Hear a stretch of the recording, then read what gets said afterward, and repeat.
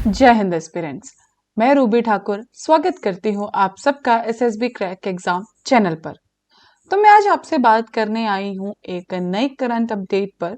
और आज का जो हमारा टॉपिक है, जो अभी सुप्रीम कोर्ट में केस चल रहा है इलेक्ट्रल बॉन्ड्स के रिलेटेड। तो आज के पूरे वीडियो लेक्चर में हम जानेंगे कि इलेक्ट्रल बॉन्ड स्कीम है क्या और इसके ऊपर विवाद क्यों हो रहा है। और अभी हाल में जो सुप्रीम कोर्ट की इसकी जजमेंट आई है, तो आज हम हर एक किस्से पे बात करेंगे इस वीडियो में। तो चलिए जानते हैं। तो जैसे कि मैंने आपको बताया कि सुप्रीम कोर्ट में इस केस की, जो कि इलेक्ट्रल बॉन्ड केस है, उसके ऊपर अभी सुनवाई चल रही है। और जो हमारा केस है वो देख रहे हैं 5 जज का एक कॉन्स्टिट्यूशन बेंच बैठा है। बात करें कि इस बेंच के मेंबर्स कौन कौन हैं, तो एक तो हमारे chief justice of India he, that is the DY Chandrachud. उनके साथ जो बाकी लोग, जो बाकी 4 जजेस हैं, वो हैं संजीव खन्ना, BR गवाई, JB पारदीवाला एंड मनोज मिश्रा। तो ये 5 जजेस हैं जिनकी जजमेंट आएगी, जो इस पर्टिकुलर केस को देख रहे हैं। अब सबसे पहले बात करते हैं कि ये इलेक्ट्रल बॉन्ड स्कीम है क्या। तो इस स्कीम को गवर्नमेंट ऑफ इंडिया लाई थी 2018 में। तो बात करें कि इलेक्ट्रल बॉन्ड्स हैं क्या, तो ये एक तरह के प्रोमिसरी नोट्स हैं, जो कि नॉर्मली कोई, मान लीजिए अगर हम इसके ऊपर बात करें कि आप कोई भी कॉरपोरेशन अगर फंडिंग देना चाहता है पॉलिटिकल पार्टी के लिए, तो पहले हम देखते थे कि कैश दिया जाता था, लेकिन अब आप इलेक्ट्रल बॉन्ड्स के थ्रू इस पेमेंट को कर सकते हैं। और इस पर्टिकुलर जो इलेक्ट्रल बॉन्ड को इश्यू करने का जो अधिकार है वो दिया गया है स्टेट बैंक ऑफ इंडिया, और उसी के साथ ही कुछ ब्रांचेस को भी ऑथराइज किया गया है। तो सिर्फ इन ऑथराइज्ड ब्रांचेस से ही ये पर्टिकुलर जो हमारे इलेक्ट्रल बॉन्ड्स हैं ये खरीदे जा सकते हैं। जो इलेक्ट्रल बॉन्ड्स है वो 1000 रुपए, 10,000, 1 लाख, 10 लाख, 1 करोड़ तक के अमाउंट में ये मिलते हैं। अगर मान लीजिए आपको हमें देना है किसी भी कॉरपोरेशन को, जब फंडिंग देनी है पॉलिटिकल पार्टी को, तो वो जाएंगे बैंक में, जो कि SBI बैंक में, उसके अंदर जाके वो वहां से अपना एक पर्टिकुलर इलेक्ट्रल बॉन्ड खरीदेंगे। जब वो इलेक्ट्रल बॉन्ड खरीदेंगे तो उसके ऊपर कोई भी नाम नहीं लिखा जाता है कि ये इलेक्ट्रल बॉन्ड किसने खरीदा है। SBI के पास सारी डिटेल्स है, बट इलेक्ट्रल बॉन्ड पे ऊपर कुछ भी ऐसा नहीं लिखा जाएगा। एंड वो ये पर्टिकुलर, मान लीजिए किसी को अगर 1 लाख रुपए कंट्रीब्यूट करना है, तो वो 1 लाख रुपए का इलेक्ट्रल बॉन्ड लेंगे और उसको जाके SBI से खरीद के जिस पॉलिटिकल पार्टी को देना है वो उनको जाकर दे देंगे। सिमिलरली वो पॉलिटिकल पार्टी फिर बैंक में आएगी और वो उस इलेक्ट्रल बॉन्ड को डिपॉजिट करेगी, और वो जो सारा पैसा है जो कि हमारा SBI से, वो सारा ट्रांसफर हो जाएगा किसके अंदर, जिस पार्टी को फंडिंग करनी होगी। इसके लिए एक टाइम भी मेंशन किया गया है, जो कि 15 दिन के अंदर अंदर उस पॉलिटिकल पार्टी को उस इलेक्ट्रल बॉन्ड को सबमिट करना होगा। अभी तक देखा गया है तो इसके अंदर आप कितने इलेक्ट्रल बॉन्ड्स खरीद सकते हैं उसके ऊपर कोई भी कैप नहीं लगाई गई है। कुछ इवन इसके ऊपर जब स्कीम लाई गई थी तो जो इसके बेनिफिट्स की बात की गई थी, बेनिफिट्स में कहा गया था कि जो इससे पहले कैश सिस्टम से जो चल रहा था, सारा का सारा जो फंडिंग होती थी, जिसके अंदर एक अंदेशा लगाया जा रहा था कि ब्लैक मनी भी ट्रेड हो रहा, तो इसकी वजह से, क्योंकि अब आप सिर्फ फंडिंग कर सकते हैं, अगर आपको 2000 से ज्यादा फंडिंग करनी है तो आपको इलेक्ट्रल बॉन्ड खरीदना पड़ेगा। तो सरकार का कहना यह था कि जब अब हमारे पास एक प्रॉपर सारा का सारा डिटेल्स रहेंगी तो हम लोग टैप रख सकते हैं कि जो ब्लैक मनी है उसका तो कहीं से फंडिंग नहीं की जा रही है। इसमें एक और चीज देखने को मिली थी कि जब इस पर्टिकुलर बिल को इंट्रोड्यूस किया गया था तो उसको फाइनेंशियल बिल ना करते हुए मनी बिल की तरह इंट्रोड्यूस किया गया था। अब जैसे कि हम जानते हैं, जब मनी बिल इंट्रोड्यूस किया जाता है तो उसमें सबसे ज्यादा अधिकार और सिर्फ उसके लिए वोटिंग का अधिकार जो है वो लोकसभा के पास है। ये बिल जो आया था 2018 में आया था, और उस टाइम पे जो मेजोरिटी थी वो लोकसभा में थी, राज्यसभा में उतनी ज्यादा मेजोरिटी देखने को नहीं मिली थी। तो एक ये भी विवाद का कारण बना कि एक फाइनेंशियल बिल को मनी बिल की तरह आप कैसे सामने ला सकते हैं। तो जैसे कि हमने देखा, सबसे पहले बैंक्स, जो भी ऑथराइज्ड बैंक्स होगा उनको चूज किया जाता है। जैसे कि हमारे केस में, इंडिया केस में, we have our SBI। Similarly notified bank जो इलेक्ट्रल बॉन्ड है वो इशू करेगा। जो डोनर है, जिसने देना है पेमेंट, जिसने कॉन्ट्रीब्यूशन देना है, वो पर्टिकुलर बॉन्ड को परचेज करेगा, एंड सिमिलरली वो पार्टी को जाके वो बॉन्ड दे देगा, एंड पार्टी भी उसको डिपॉजिट आगे कर देगी। अब बात आती है कि इसके ऊपर विवाद क्या चल रहे हैं, जो चैलेंज क्या किया गया है सुप्रीम कोर्ट में। तो जो सबसे पहला चैलेंज है that is related to the right to information.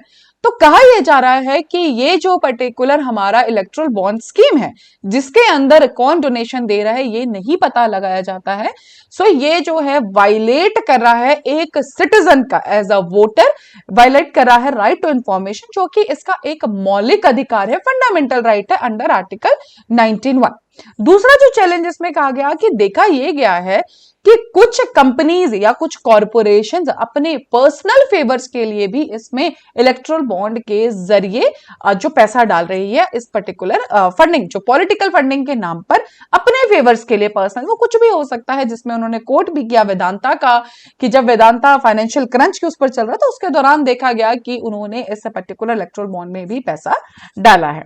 Similarly जैसे कि पहले ये दिया किया जाता था कि जो कंपनी है वो सिर्फ अपना 7.5% जो एनुअल प्रॉफिट है उतना डिपॉजिट कर सकती, उतना कंट्रीब्यूट कर सकती है, लेकिन अब ये कैप हटा दी गई थी। उसके वजह से जो शेल कंपनीज मतलब वो कंपनीज जो एक फेक कंपनीज है, उनका कोई ऐसा कोई ऐसा प्रोसेस नहीं कर रही है, लेकिन वो सिर्फ ऐसे पेपर्स पे दिखाने के लिए हैं, सो उन कंपनीज के थ्रू भी जो है वो पैसा डाला जाता है। तो कहीं ना कहीं ये भी एक ब्लैक मनी की तरफ, ट्रेडिंग की तरफ ही जा रहा है। अगला चैलेंज ये कहा गया है कि बोला जा रहा है कि ये बिल्कुल हमारा ओपेक है, जैसे कि इसमें किसी को कुछ नहीं पता है, but the point is SBI जो कि एक गवर्नमेंट बैंक है तो उसके पास तो सारी की सारी डिटेल्स हैं। जब एसबीआई के पास सारी की सारी डिटेल्स है तो डायरेक्टली इनडायरेक्टली वो कहीं ना कहीं सरकार के पास भी डिटेल्स है। तो इसी के ऊपर ये कहा गया कि हो सकता है कल को गवर्नमेंट इस पर्टिकुलर डिटेल्स को गलत भी यूज कर सकती है। तो एक चैलेंज ये भी किया गया था। अगला जो चैलेंज किया गया कि इलेक्ट्रल बॉन्ड स्कीम के अंदर हमें सारा का सारा प्रोसेस जरूर डिफाइंड है कि आप कैसे इलेक्ट्रल बॉन्ड ले सकते हैं, बट उसके बाद का क्या, इसमें कहीं पे भी ये पता नहीं लगाया जाता है कि जो मनी है इलेक्ट्रल बॉन्ड के थ्रू जो पार्टी ने कलेक्ट किया है उसको आगे इन्वेस्ट कैसे किया गया। तो ये अपने आप में एक बहुत बड़ा क्वेश्चन है, और जिसमें कहा गया कि ये वायलेट कर रहा है दो एक्ट जिसमें नाम लिया गया, एक तो प्रिवेंशन ऑफ करप्शन एक्ट के अंदर, prevention of money laundering act, इन दोनों एक्ट्स को जो क्रिमिनल्स बेसिकली कि आप उनको ना पकड़ पाए, और ये कहीं ना कहीं करप्शन की तरफ भी जा रहा है।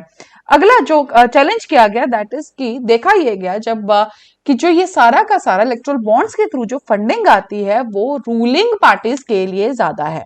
सो जो सेंटर में रूलिंग पार्टी है अराउंड 50% सारा का सारा फंडिंग उनके लिए है, और उसके बाद जो बाकी बचा वो जा रहा है जो स्टेट्स में रूलिंग पार्टीज है।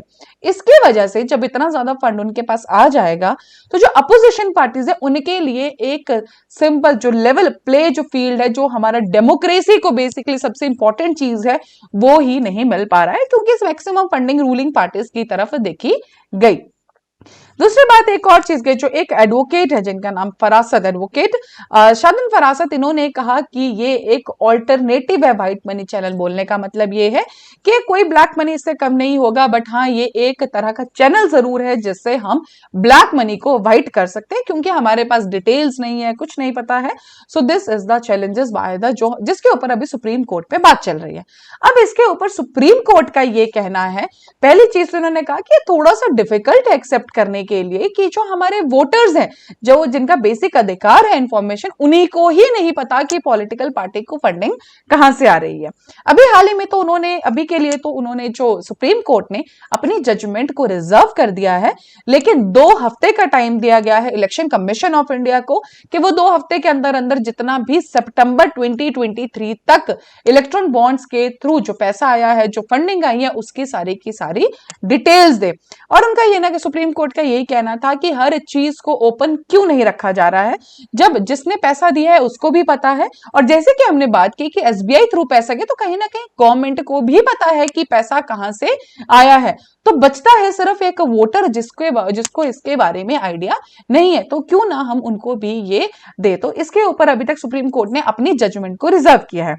लेकिन इसी के ऊपर हमारे जो सॉलिसिटर जनरल, जो कि गवर्नमेंट के लॉयर जो रिप्रेजेंट कर रहे हैं, तुषार मेहता, उनका ये कहना है कि ये जो हम पर्टिकुलरली आइडेंटिटी को रिजर्व कर रहे हैं, वोटर्स को नहीं बता रहे हैं, क्योंकि हम उनको प्रोटेक्ट करना चाहते हैं विक्टिमाइजेशन से, ताकि कल को जो भी कोई डोनेशन कर रहा है उसको कोई वो विक्टिम ना बन जाए, कोई उसके ऊपर कोई अटैक ना देखने को मिले। तो ये उन्होंने रीजन दिया है। और उन्होंने दूसरी बात कही, या तो ये ऑप्शन है कि आप बिल्कुल आइडेंटिटीज को रिजर्व करके रखें, या दूसरा ऑप्शन ये है कि आप जो पहले हम रेजिम फॉलो करते थे तो उस कैश के थ्रू उसी को आप चलने दें, बट लेकिन उससे क्या होगा कि ब्लैक मनी एनकरेज होगा। तो तुषार मेहता जी का कहना यह है कि जो इस टाइम पे इलेक्ट्रल बॉन्ड स्कीम चल रही है तो बेसिकली वो बिल्कुल सही है, उसमें कुछ भी चेंजेस नहीं किए जाने चाहिए। So that was all related to this particular update related to electoral bond case, and हमने डिटेल में जाना स्कीम के बारे में भी। अभी आप स्क्रीन पे देख रहे हैं एसएसबी इंटरव्यू के ऑनलाइन कोर्सेज। तो एसएसबी क्रैक एग्जाम तैयारी कराता है आपको इंटरव्यू की ऑनलाइन, हर महीने हमारे बैचेस बैठते हैं, आप इनको ज्वाइन कर सकते हैं। अभी आप स्क्रीन पे देख रहे हैं हमारे courses related to defence exam. आप किसी भी एग्जाम की तैयारी कर रहे हैं, आप इसमें एनरोल कर सकते हैं। जब आप एनरोल करें उस टाइम पे एक डिस्काउंट कोड जो कि है वॉरियर 10, ये लगाना ना भूलें। जैसे ही आप इसे अप्लाई करेंगे आपको मिलेगा 10% का of. So that's all for the day. Thank you so much. जय हिंद, जय भारत। अगर आप एक डिफेंस एस्पिरेंट हैं और SSB interview, NDA, CDS, AFCAT जैसे एग्जाम्स के लिए प्रिपेयर कर रहे हैं तो आप एसएसबी क्रैक एग्जाम्स के कोर्स को चेक करना ना भूलें। आप हमारी लर्निंग एप्लीकेशन को गूगल प्ले स्टोर से भी डाउनलोड कर सकते हैं।